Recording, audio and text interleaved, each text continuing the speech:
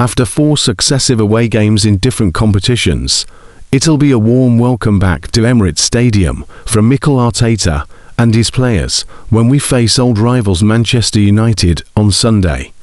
Despite putting in the miles over recent weeks, we've extended our unbeaten run to 12 games as we fight on 4 fronts, and we'll hope to keep that going against a United side once again reeling from another managerial departure and winless in 6 against us. In fact, have won each of our last Emirates Stadium encounters against the Red Devils, which is the longest home winning run inflicted on United in the competition's history, having not tasted defeat in 16 home matches this term. Our return to home comforts will be very welcome indeed as we aim to maintain our advantage as the top of the table. Ruben Amorim's arduous 14-month reign ended 3 weeks ago following a 1-1 home draw against Wolves, with the Portuguese boss only victorious in 15 of his 47 Premier League games. Darren Fletcher's 3-game audition saw him also draw at Leeds United and Burnley, before they were knocked out of the FA Cup at home to Brighton.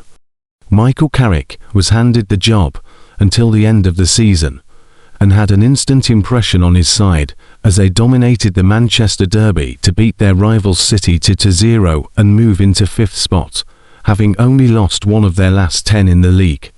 Their 15th place finish last term, coupled with the ignominy of a Carabao Cup second-round defeat by League side Grimsby and their FA Cup exit, means United will play just 40 games this season, their lowest total since 1914-15.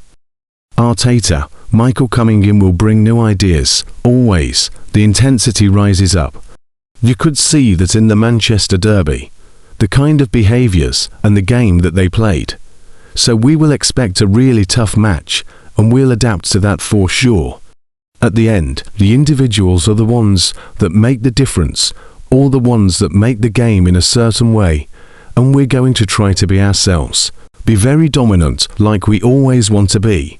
Impose the game that we want to play, and regardless of what they want to do, we want to take the game in the areas that are very good for us.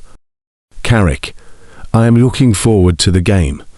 They've got so many strong points to Arsenal's game and to their squad. It's a big challenge. They are where they are for a reason, and where they are in the Champions League for a reason. So we're fully aware of that, and not taking that lightly at all. We feel we're in a good place, and we're looking forward to the game, so it's where we want to be, with that real positive energy and enthusiasm, to go there and be positive, but for sure we know it's not going to come easy. Having been without Ricardo Calafiori and Piero Hincapié so far in 2026, Mikel Arteta will assess them in the final few days leading up to the game, to see as they can feature in his matchday squad. Max Dowman remains out with his hamstring injury, while fellow academy product Ethan Nwaneri has joined Marseille on loan for the rest of the season. Carrick has a pretty full squad to select from, but Joshua Kirksey is struggling with a knock, which saw him sit out last weekend's Derby Day win over Manchester City. Matthijs de Ligt is the only other injury concern, as the Dutch defender has been out since the end of November with a back injury, which is set to sideline him for a couple more weeks at least. Adrian Clark, writing in the official matchday programme, Carrick's Manchester United set up in a 4-2-31 against Manchester City, producing an impressive brand of fast, fluid, counter-attacking football.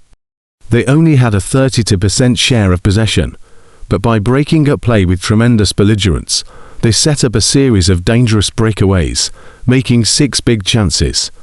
We can expect a similar tactical approach, who may look to target the flanks from those counters, by deploying speedy wingers Patrick Dorgu and Amad Diallo. The key takeaway from Carrick's setup against City was the vibrancy and desire his players showed in and out of possession.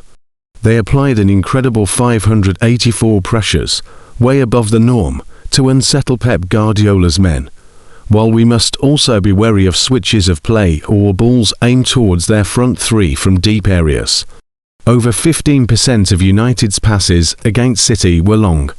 It may have been a mixed bag from the Red Devils results-wise this term, but they always carry a goal-scoring threat. Scoring in all but one away match, City away, they are the division's third highest scorers on 38, with their XG tally the second best on 40.61. Bruno Fernandes' set-piece deliveries are usually top class, and with Harry Maguire back in the starting sheet, they're sure to be dangerous from corners and wide free kicks, having netted 11 times from them already. Holding on to leads has been an issue for United. Across their last 13 Premier League games, they have drawn 7 times, but on 5 of those occasions, they gave up a winning position. While there is also some fragility in the air. 7 headed goals have been leaked this term, with only 2 top-flight outfits letting in more. Maguire's return to the side will make them stronger though.